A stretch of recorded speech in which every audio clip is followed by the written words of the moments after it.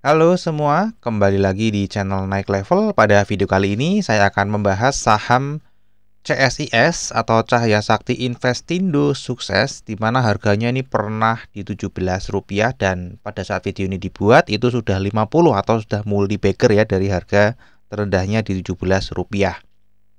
Nah, kita akan bahas perusahaan apa ini dan kira-kira kedepannya akan seperti apa.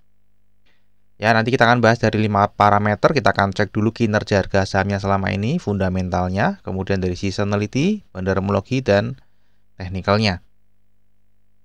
Oke, ini untuk kinerja harga sahamnya sejak IPO ini masih sangat di bawah ya. Jadi IPO-nya itu di harga 300 tahun 2017 dan harga saat ini itu 50. Jadi teman-teman sudah menang banyak dibandingkan dengan mereka yang beli sejak IPO ya. Kemudian kalau kita cek 10 tahun terakhir ya, harganya ini tidak banyak bergerak, tapi memang lagi turun ya, jangka panjang. 5 tahun lagi floating minus 45%, 3 tahun, 1 tahun ya, dan baru 1 minggu ini aja naik ya. Di tahun ini juga masih terhitung minus meskipun tadi sudah sempat ke 17 ya, dan sekarang sudah naik di 50. Nah, ini perusahaan apa? Ini adalah kawasan industri ya, alamat kantornya di kawasan industri. Dia sektornya adalah properti dan real estate ya. Jadi dia pengembang dan operator real estate. Ini adalah struktur kepemilikan sahamnya, ada publik, ada PT AUB, ada PT OK ya, memiliki ini, dan dia juga punya PT BC ya, Bogorindo Cemerlang anak usahanya. Nah, ini kira-kira ya teman-teman ya, dia punya 2 kawasan yang dipegang ya. Yang pertama kawasan industri Sentul ya, ini ada di Bogor. Ini sudah dikembangkan sejak 94 ya, dan sudah dibangun, semuanya sudah beroperasi, sudah terbangun ya penuh. Dan sekarang ini hanya menghasilkan dari recurring income ya, nanti kita akan bahas. Kemudian ini adalah untuk yang pengembangan, yaitu ada di Cikembar, Sukabumi ya. Ini baru mau rencana dikembangkan, yaitu mau membangun ruko, rumah, warehouse, kafling, dan mini factory. Ya, jadi ada 2 ini teman-teman ya. Yang satu sudah beroperasi penuh, yang satu ini masih dalam proses pengembangan. Nah, kalau kita lihat di sini ya, untuk pendapatannya dari unit bangunannya ini naik 2 kali lipat teman-teman ya. Nah, tadi service charge ini kemungkinan besar berasal dari Sentul ya, karena ini sudah settle. Dan untuk unit bangunan pastinya dari, dan kafling tanah pastinya dari yang di Sukabumi teman-teman ya. Di Sukabumi tadi Cikembar ya. Nah, kalau kita lihat ya, ini pendapatannya naik sangat signifikan ya. Penjualan unit bangunannya naik 2 kali lipat. Dan kalau kita cek ya, kafling tanahnya ini naiknya sangat signifikan dari 3 miliar menjadi 24,8 miliar. Ya, sehingga pendapatan secara keseluruhannya naiknya cukup signifikan juga ya, hampir 3 kali lipat. Nah, ini tadi dibagi 2 ya, dari real estate dia 51 ini sama ini, dan lainnya others-nya ini dari service charge. Hasil segmennya ini kalau kita lihat dua-duanya profit ya, baik dari penjualan real estate maupun dari service charge ya teman-teman. Kemudian kita cek ya kinerjanya selama dari 2016 ya, atau dari sejak IPO 2017 ya. Kalau kita lihat ini sejak habis IPO dia malah rugi ya, makanya harganya turun, dan ini sudah mulai naik ya, 2020 naik dan di 2024 ini berpotensi untuk mencetak kinerja tertingginya dan laba tertingginya sejak IPO. Ya, jadi tapi ini masih bisa berubah karena ini annualized teman-teman ya. Masih bisa berubah, masih ada kuartal 3 dan kuartal 4 yang masih harus dipantau. Karena ini belum final. Kemudian kalau kita cek kinerjanya juga secara struktur pendapatan, ini adalah prosentase tertinggi. Ya, baik dari sisi laba kotor ya mencapai 53%, laba usahanya mencapai 37,3%, dan laba bersihnya juga mencapai 37,1%. Jadi secara struktur saham pun ini merupakan struktur yang terbaik sejak IPO, teman-teman ya. Dan tadi kalau kita lihat dari pendapatannya itu memang terjadi karena kenaikan penjualannya, bukan karena penjualan aset atau aneh-aneh yang lainnya, memang karena dari usahanya pendapatannya naik. Nah, kita cek ya untuk pendapatannya dari 19 miliar naik ke 57 miliar tadi sudah disebutkan ya, naik 191,2 miliar ya. Kemudian laba kotornya naik 272,5% ya. Kita lihat beban usahanya naiknya 25% aja. Penghasilan atau beban lain-lainnya ini turun ya. Overall laba bersihnya yang hanya dari 2 miliar naik menjadi 21 miliar ya, atau naik sekitar 781,5% teman-teman ya. Kemudian kita cek secara valuasinya. Nah, kalau kita lihat teman-teman ya, sejak IPO ini mahal sekali ya, di mana book value-nya adalah 10,85. Kemudian habis itu tadi kan kalau kita lihat 2018, 2019 merugi ya, langsung turun drastis sekali. Jadi PBV 0,78 dan ini sudah PBV-nya di semester 1 2024 di 0,15 ya, dan saat ini sudah naik ke 0,38 teman-teman ya. Sudah naik ya, sempat waktu harga 17 mungkin ini ya, mestinya di bawah 50 0,15 ya, sekarang sudah naik ke 0,38. Nah, kalau kita cek secara pernya juga, ini juga terendahnya ada pas di semester 1 ya teman-teman ya. 1,2 kali aja, tapi sekarang sudah naik 3,0 ya untuk pernya. Ini memang anomali ya grafiknya, karena 2017 tadi kan kecil sekali dan ini sempat minus teman-teman ya. Nah, kita cek secara earning yield-nya ya. Earning yield-nya ini naik dari negatif, kemudian dia mulai positif dan sekarang mulai murah teman-teman ya. Jadi 2024 di annualize ini murah. Di semester annualize-nya ini sempat di 83,9% tadi ya, yang harga 17, dan saat ini ada di 33,1% pun masih terbilang murah ya. Berapa sih harga wajarnya dengan kondisi kinerja saat ini ya teman-teman? Semester 1 itu ada di 110 sampai 165 rupiah. Jadi harga saat ini masih terdiskon cukup banyak dari harga wajarnya, yaitu 54 sampai 70%, berpotensi multi bagger lagi ya teman-teman ya, jika memang kinerjanya di tahun 2024 bisa dipertahankan. Kemudian untuk dividen ini belum pernah membagikan dividen teman-teman ya, dan untuk di tahun 2025 kemungkinan besar juga belum akan membagikan dividen. Meskipun cashnya ini cukup besar ya, 9 rupiah per lembar saham ya untuk cashnya. Nah, untuk kesehatan finansialnya ini juga cukup menarik ya. Kalau kita lihat di kuartal 2 itu tiba-tiba quick ratio-nya naik tinggi, current ratio-nya naik tinggi, dan debt to equity ratio-nya tuh turun teman-teman ya. Untuk jangka panjangnya ini biasanya ya hutangnya mendekati 1, dan untuk pertama kalinya di kuartal 2 2024 itu turun drastis ya, sekitar 0,5 berapa seperti itu teman-teman ya. Jadi secara kinerjanya naik, secara kesehatan finansialnya juga ikut membaik.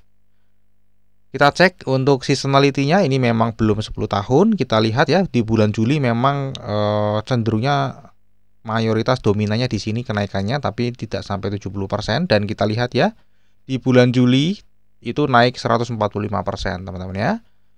Dan tahun ini masih belum kemana-mana harganya teman-teman ya. Jadi masih kurang menarik lah ya kalau secara seasonality teman-teman ya, karena sudah lewat di bulan Juli, sudah bagger, dan ini tinggal tunggu ya. Di sini juga seringnya merah juga teman-teman ya. Kemudian untuk secara bendarmologi kita cek tadi, ini juga sudah disebutkan di awal ya, untuk komposisi pemegang sahamnya. Peran investor asing di sini tidak terlalu besar ya, korelasinya 0, jadi investor asing tidak berperan penting di saham ini ya teman-teman ya.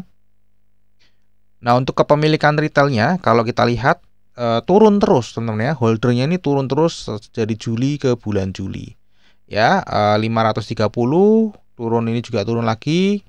Tapi kalau kita lihat value per holdernya justru malah naik. Ya, artinya apa? Yang keluar ini itu lebih kecil dibandingkan dari yang bertahan, teman-teman ya. Kemudian kita cek ya perpindahan struktur sahamnya selama setahun terakhir. Nah, kalau kita lihat dari secara garisnya ini sedang terlihat distribusi ya, tapi kalau kita lihat di broker summary-nya ya di bandar detektornya ini big accumulation, dan kalau kita cek di broker summary-nya ini juga sedang terjadi big accumulation ya teman-teman ya. Ini setahun terakhir teman-teman ya. Nah, kita cek lebih detail ya struktur sahamnya ya. Ini penting teman-teman ya, setelah mengetahui fundamentalnya kita harus tahu juga struktur sahamnya. Nah, kita lihat teman-teman ya. Pertama, dari total 1,3 miliar lembar saham ini yang beredar di yang diperjualbelikan di Bursa Efek Indonesia hanya 42,8%, di mana inilah yang mempengaruhi atau menggerakkan harga sahamnya ya. Kita lihat siapa pemiliknya. Ada lokal corporate ya, di sini paling tinggi ya. Kemudian tertinggi kedua lokal ID. Tertinggi ketiganya ini ya bisa dibilang bukan tertinggi ya, ini hanya 0, ya, kebetulan saja. Jadi kalau kita lihat strukturnya seperti ini, saham ini sebenarnya kurang menarik. Kenapa? Karena hanya ada dua entitas di sini teman-teman ya. Hanya ada dua entitas yang besar, yaitu lokal CP dan lokal ID. Kalau kita perhatikan lagi mungkin lokal CP-nya juga salah satunya adalah pengendali teman-teman ya. Kita lihat ya. Yang di masyarakat itu adalah 20% ya. Kemudian yang Olympic Capital Equity ya ini 22,77%. Jadi kemungkinan besarnya PT OK inilah yang plus ke masyarakat, jadi total 42% itu beredar di masyarakat atau yang menggerakkan harga sahamnya. Jadi satunya pengendali, di mana pengendalinya juga tidak ada pergerakan. Artinya saham ini hanya digerakkan murni oleh investor retail lokal ya. Makanya harganya ya sulit untuk bergerak naik ya. Sekali lagi investor retail lokal itu tidak memiliki kemampuan untuk menaikkan harga secara signifikan ya. Tapi nanti berbeda ceritanya di saham ini ya. Kenapa? Nanti akan dicek di next slide. Kemudian untuk bulan Juni ke Juli yang terakhir kita lihat ya. Wah, ternyata investor retail lokal menjual sahamnya, tapi yang beli siapa? Yang beli ternyata investor retail asing. Ya, jadi ini sama-sama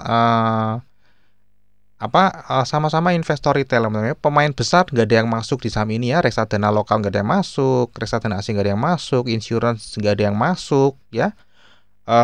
Jadi ini kurang menarik teman-teman ya, kurang menarik, likuiditasnya pasti kecil karena sesama investor retail aja, dan harga sahamnya pun ya sulit untuk diprediksi ya teman-teman ya, karena kita harus membaca banyak orang, nanti berapa ya jumlahnya 4.000 orang ya, pergerakannya, pikirannya macam-macam ya.